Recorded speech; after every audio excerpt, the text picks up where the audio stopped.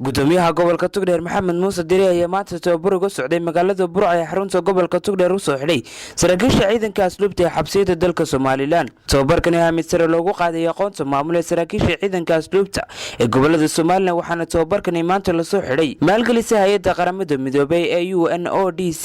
xafiiskeeda maandooriyaasha. waxaana munaasabadaasi tababarkan lagu soo xidhay goreentiba ka hadlay Axmed Ibrahim Kooshin oo mas'uul sare oo ka socday hay'adani waxaana faahfaahin dheeraad ka bixiyay tababarkan iyo faa'iidooyinka uu leeyahay ciidanka asluubta.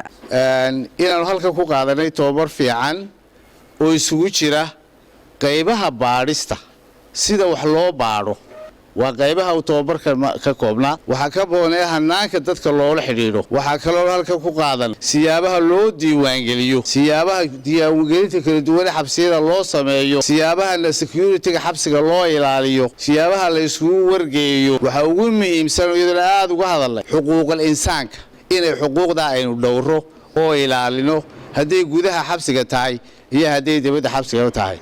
hogaanka tababarka ciidanka asluubta Maxamed Maxamuud taliyaha ciidanka asluubta ee Gabari Jaamac Baadi Cawad oo iyaguna munaasabadaasi ka hadlay waxaana ka warbixiyeen tababarkan maanta loo soo xidhay saraakiisha ciidanka asluubta ee xabsiyada dalka iyo ahmiyadaha ku duugan waxaana u mahad celiyeen hay'adani u fidisay tababarkani. seminaarkaasina uu ku saabsanaa runtii wuxuu ahaa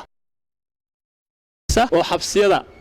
maamulka xabsiyada ah runtii waxa weeyaan yani 6 cisho waxaanu qaadanay duruus runtii ku anfacaysa. gudoomiyaha gobolka Togdheer Maxamed Muuse Diri oo tababarkaasi soo xidhay ayaa u mahad celiyay hay'adani bixisay tababarkan isagoo u soo jeediyay saraakiisha tababarkan loo soo xidhay inay ku dhaqmaan waxyaalaha ay ka barteen muddadii uu socday tababarkani. idinku in idin xidhan ilaa kuwan kale uma xidhna dadka isdhaafayaan in idin xidhno meel la idinku xidhay oo idinku xareysan ba ka mas'uultiin dadka xuquuqdooda in la xisaabtamo ka baahan yahay inaad ku soo celisaan dadnimadii oo ay ummadda kula soo noqdaan iyaga oo bini aadam oo muxuu ahaa ka qoomamoonaya dunuubta ay galeen